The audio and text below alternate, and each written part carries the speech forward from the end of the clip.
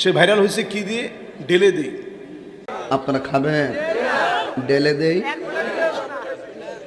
ডেলে দেই, ঠিক কিনা বলেন? আমাদের দেশের মিডিয়াতে পর্যন্ত তুলপার হয়ে গেছে তার ডেলে দেই দিয়ে।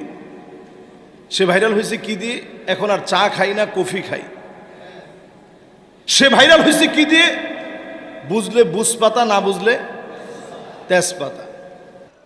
বুঝলে বুঝপাতা, না বুঝলে। সে ভাইরাল হয়েছে কিভাবে? উদ্ভট কিছু জিকির করে, যেগুলো জিকিরের সংজ্ঞায় পড়ে না, আল্লাহর সঙ্গে সরাসরি বেয়াদবি। বিভিন্ন ভণ্ডদের নামগুলো তার বিভিন্ন আলোচনার মধ্যে বলে বলে এই পাগলামি সাগলামি দিয়ে সে ভাইরাল হয়েছে, ঠিক কিনা বলে? শুধু এক জায়গায় না, আপনি আরো মিলায় দেখেন তার অবদান কি বাংলাদেশে। তার অবদান হচ্ছে মাহফিলে বসে তার স্ত্রী কল দিয়েছে, ওইখানে বসে সে কল দিয়ে বলতেছে, কল ধরে, দেখছেন কিরকম দিলাম। স্ত্রীর সঙ্গে কথা বলছে। এই যে আপনি স্ত্রীর সঙ্গে কথা বলছেন, আমরাও তো ওয়াজের ময়দানে আলহামদুলিল্লাহ বাংলাদেশ দেশের বাহিরে 10 বছর ধরে কথা বলি। মিশর যখন পড়াশোনা করতাম তখনও 5 বছর কথা বলছি। এই মোট 15 বছর কথা বলার ক্ষেত্রে আজ পর্যন্ত এরকম হাস্যকর কোনো কথা আল্লাহ রাব্বুল আলামিন আমার জবান দিয়ে বের করেনি। আগামী দিনেও যেন আল্লাহ বের না করে, পড়ে না আমিন। তার অবদান কি জাতির ভিতরে? ছেলেদেরকে উস্কানি দেওয়া। তার অবদান হচ্ছে এমন উদ্ভট কথা বলা যেগুলো কুরুচিপূর্ণ, যেই কথাগুলো স্বামী স্ত্রী তার সন্তানদেরকে নিয়ে একত্রে শুনতে পারে না, যে কথাগুলো দিয়ে প্রতিনিয়ত টিকটক হচ্ছে। এইরকম একজন বক্তা যদি 48 ঘন্টার আলটিমেটাম দেয়, এটা টিকটকারের আলটিমেটাম হবে, বাস্তবিক কোনো আলটিমেটাম হবে না, ঠিক কিনা বলে? চ্যালেঞ্জ করেছিলাম, কই আজ 1 সপ্তাহ পার হয়ে যাচ্ছে, এ তাহিরি কেন? তাহিরির বাবারও ক্ষমতা নাই, সে আমার সঙ্গে বসে 1 পৃষ্ঠা ইবারত পড়ে দেখাতে পারবে।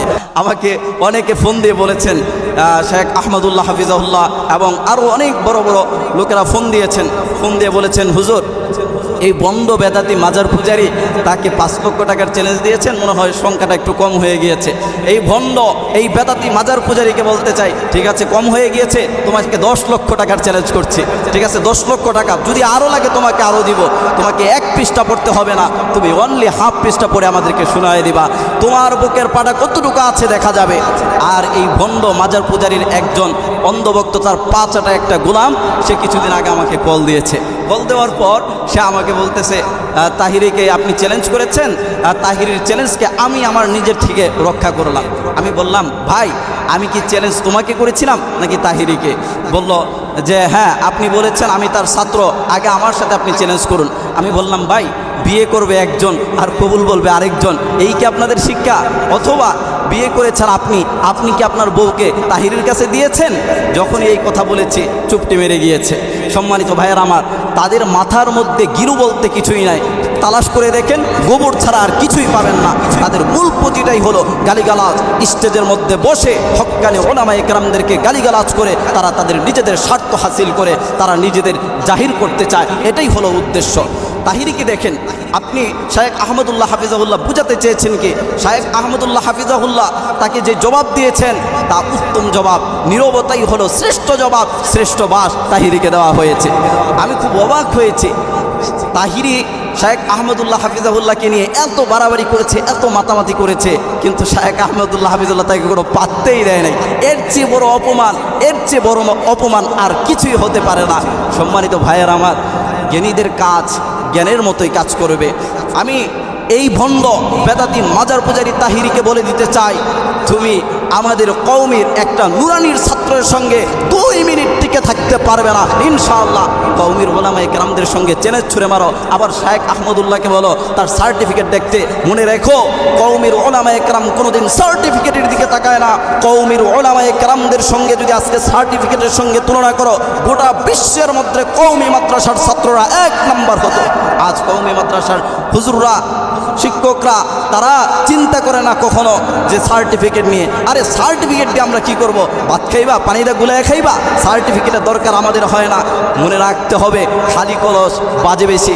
তোমরা হলা খালি কলস, তোমরা বাজো বেশি, কিন্তু এত এত কথা বলো, বহসের কথা বলো, কিন্তু যখনই এটাকে অ্যাকসেপ্ট করা হয় লেজ গুটিয়ে পালিয়ে যাও। তোমাদের স্বভাব তো এটা।